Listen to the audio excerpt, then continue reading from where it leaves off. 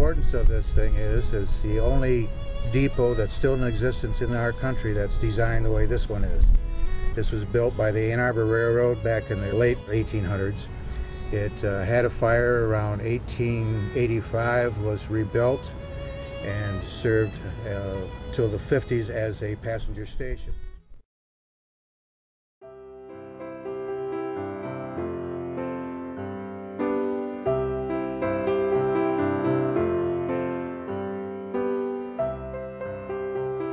Restoring this depot is a vital key, a piece that's missing in our downtown.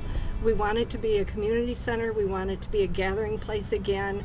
We plan to put our visitor center in here, our chamber office, the Main Street office, historical information, our arts center. It will once again be the community hub for downtown. This is a collaborative effort of area citizens, businesses, organizations, and all of us that want to see this building become vibrant and part of the downtown area.